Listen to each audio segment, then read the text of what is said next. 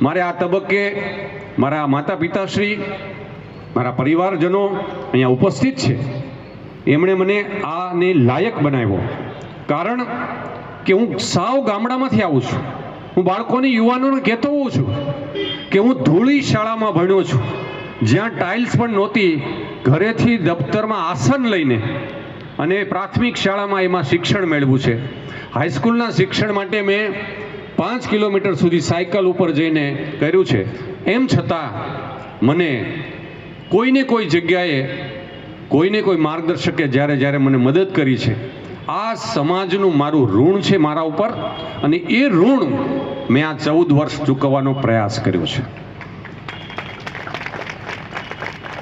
એ તમામ સમાજ હોય, નવરાત્રિના તહેવારો એવા નહીં હોય કે હું કોઈ જ્ઞાતિની નવરાત્રિમાં નહીં ગયો એવો ક્યારેય દાખલો નહીં બન્યો હોય. એનો મને એટલા માટે ગર્વ છે કારણ કે મારી પોલીસની ટીમ આ તમામ સમાજ સાથે રહીને તમામ જ્ઞાતિ અને સમાજ સાથે રહીને એની સક્રિયતા, એમાં સારા માણસોને સક્રિય કરીને જે કંઈ આસપાસમાં નકારાત્મક અથવા અસામાજિક લોકો છે એમના વિરુદ્ધ કડકાઈ થઈ શકે અથવા એવી માહિતી અમારા સુધી પહોંચી શકે. ક્યાંક એવું બનતું હોય છે કે સિનિયર અધિકારી હોય ત્યારે સામાન્ય લોકો એમ માનતા હોય કે અમે અમુક પ્રકારની માહિતી સાહેબ સુધી કેવી રીતે પહોંચાડીએ.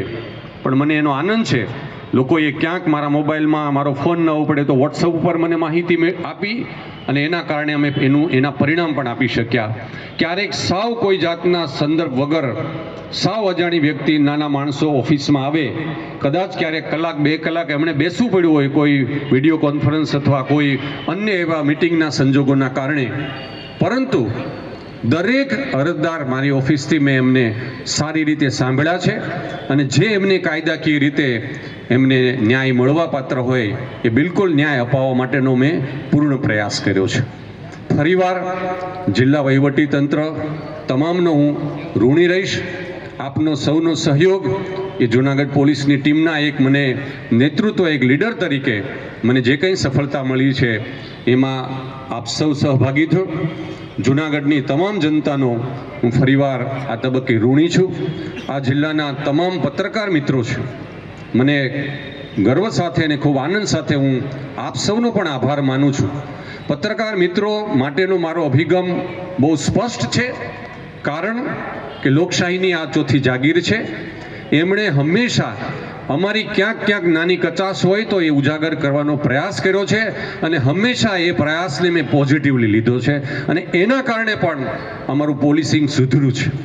આ પોલીસિંગ સુધારવામાં જેમણે અમારી નાનકડી કચાશ રહી હોય, ક્યાંક અમારી નબળી કડી હોય, એ નબળી કડીને પૂરી કરાવવા માટે અમને ધ્યાન દોર્યું છે, અમારી આંગળી ચીંધી છે.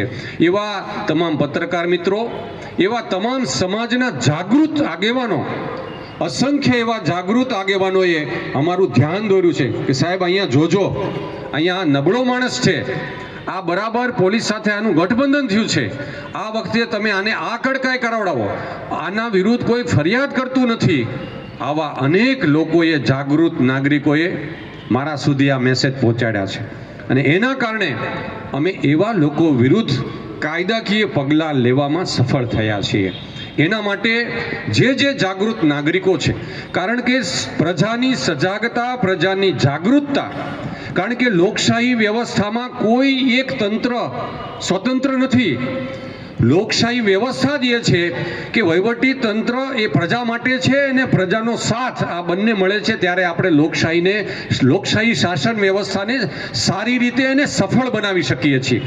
ત્યારે લોકો, પ્રજા અને પોલીસ અથવા કોઈ પણ તંત્રનું તાલમેલ, સારો એવો તાલમેલ, એ સારું વહીવટી, સારું સુશાસન આપી શકે. સરકારના હંમેશા પ્રાયોરિટી રહી છે, હંમેશા એમનો અભિગમ રહ્યો છે કે લોકોને સાંભળો, અરજદારને સાંભળો, જેમના ભોગ બન્યા છે, જેમને કશુંક નુકસાન થયું છે, જે વિક્ટિમ છે, એવા લોકોની ફરિયાદ લઈને એમને ન્યાય મળે. આ માટે પીપલ સેન્ટ્રિક પોલીસિંગ હંમેશા એવો પ્રયાસ રહ્યો છે, જે સરકારનો અભિગમ છે એ અભિગમને જૂનાગઢ પોલીસે આ 1.5 વર્ષમાં મહદઅંશે એમને પૂર્ણ કરવાનો પ્રયાસ કર્યો છે. અને એ પ્રયાસમાં મારા નેતૃત્વમાં જે થયું છે એ માટે મને ગર્વ છે મારી પોલીસની ટીમનો. ફરીવાર હું આપ સૌનો ઋણી છું.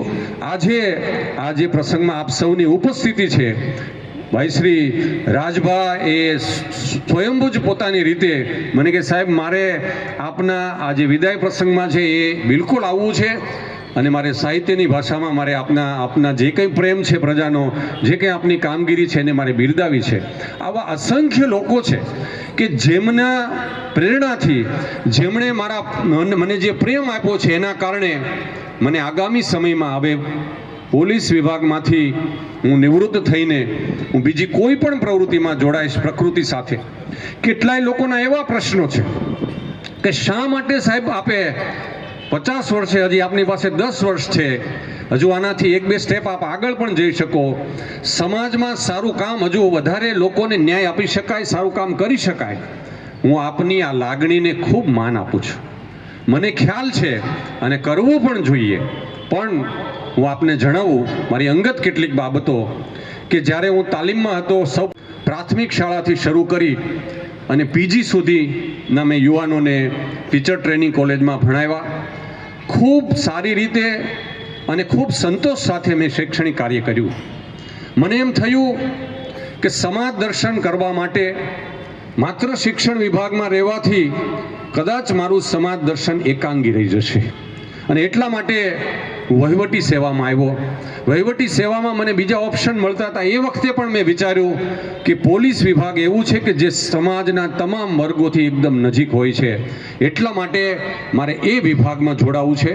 એ વિભાગમાં જોડાયો. આમ છતાં મેં નક્કી કર્યું હતું કે મારે જીવનનો એક એવો કટ ઓફ, એવું એક માઇલસ્ટોન નક્કી કરવું છે કે આ સમયે હું મારી પ્રવૃત્તિને એક નવી દિશા આપીશ.